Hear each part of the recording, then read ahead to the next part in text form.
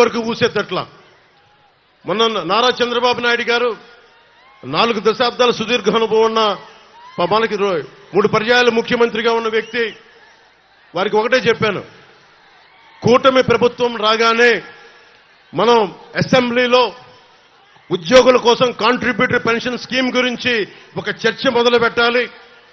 దానికి సంవత్సరం లోపు బలమైన పరిష్కారం కనుక్కోవాలి.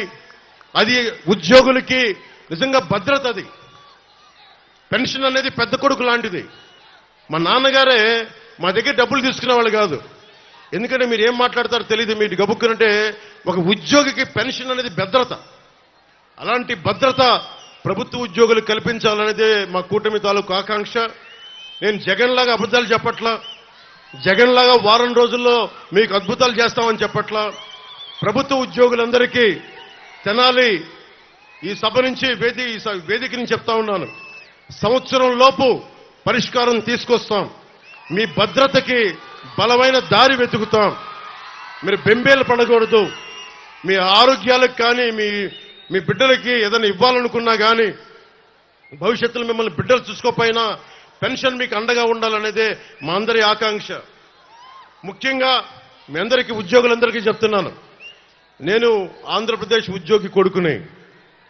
నేను నటుడిగా కంటే కూడా, జనసేన అధినేత కంటే కూడా నేను ఒక ప్రభుత్వ ఉద్యోగి కొడుకుని. దిగువ మధ్యతరగతి కుటుంబాలకు చెందిన వాడిని. మధ్యతరగతి కష్టాలు ఎలా ఉంటాయో తెలుసు, కౌలు రైతు కష్టాలు ఎలా ఉంటాయో తెలుసు. కొల్లిపర్ల మండలంలో రైతులకి మనకి చెక్ డ్యామ్స్ లేకపోతే ఎంత బాధపడతారో తెలుసు నాకు. నేను మీకు అండగా ఉంటాను. నేను మనకి రేపు పొద్దున అసెంబ్లీలో బూతులు తిట్టడం కాకుండా, ఇంట్లో ఆడపడుచులను తిట్టడం కాకుండా నిజమైన డిబేట్ ఏంటో చూపిస్తాం అసెంబ్లీస్ లో.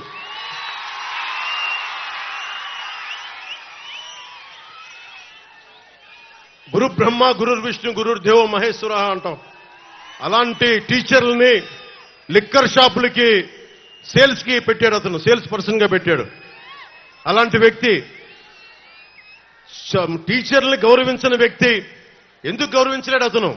10th క్లాస్లోనే శివశివాని స్కూల్లో 10th క్లాస్ పేపర్ లీక్ చేస్తున్న మహానుభావుడు ఈ ముఖ్యమంత్రి.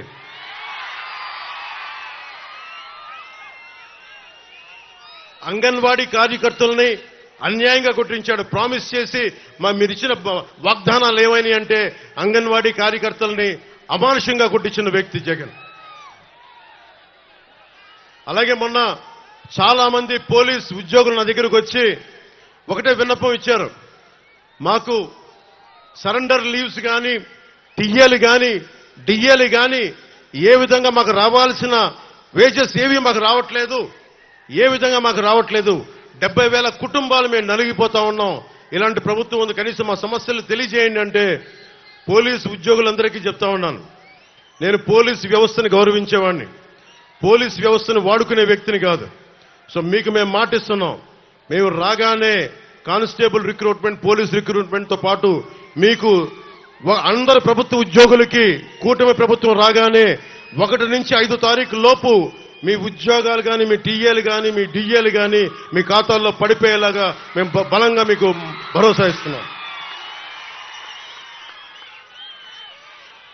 ముఖ్యంగా రైతాంగానికి, కొల్లిపర్ల మండలంలో రైతాంగానికి కానీ, ఆంధ్రప్రదేశ్లో ఉన్న రైతాంగానికి కానీ మనం చాలా రిపేర్ చేయాలి. చిన్న చిన్న చెక్ డ్యామ్ల అవసరం, పంట కాలువలు పొడికలు తీయడం, లేదంటే చాలా తొందరగా పూర్తి చేయాల్సిన, తక్కువ డబ్బు వెచ్చించి కొన్ని పూర్తి చేయాల్సిన ఇరిగేషన్ ప్రాజెక్టులన్నీ కూడా వెంటనే పూర్తి చేయడానికి పూర్తి ఫోకస్ పెడతాం. రైతాంగానికి రైతు భరోసా కేంద్రాల్లో తప్పుడు రైతు భరోసా కేంద్రాలు కాకుండా నిజంగా పనిచేసే ఎమ్మెల్యేలు ఎలా ఉంటారో మన తెనాల నుంచే మొదలు పెడతాం. నాదెండ్ల మనోహర్ గారి నాయకత్వంలోనే మొదలు పెడతాం. అన్ని కులాలకి నేను ఏ రోజు కూడా ఇక్కడున్న ఆడపడుచులకి, అక్క చెల్లెళ్ళకి, పెద్దలకి, ఇక్కడున్న యువతకి చెప్తున్నాను, ఒక్క కులాన్ని నమ్ముకొని నేను రాజకీయాలు చేయట్లా, ఒక మతాన్ని నమ్ముకొని నేను రాజకీయం చేయట్లా, ఒక ప్రాంతాన్ని నమ్ముకొని నేను రాజకీయం చేయట్లా. జాషువా చెప్పినట్టుగా విశ్వనరుడు, అన్ని కులాలు, అన్ని మతాలు, అన్ని ప్రాంతాలు సర్వసమానంగా ఉండాలి. మానవ హక్కుల్ని ప్రతిష్ఠించడానికి, అంబేద్కర్ గారు చెప్పిన ఆశయాల్ని ముందుకు తీసుకెళ్ళడానికి. ఓడిపోయినా కానీ మీకు తెలుసు ఓటమి ఎలా ఉంటుందో. ఒక ఎగ్జామ్ పాడైపోతేనే బాధపడతాం. అలాంటిది ఒక ఆశయం కోసం వచ్చిన నాకు 2 చోట్ల ఓడిపోతే బాధ ఎలా ఉంటుందో మీకు తెలుసు.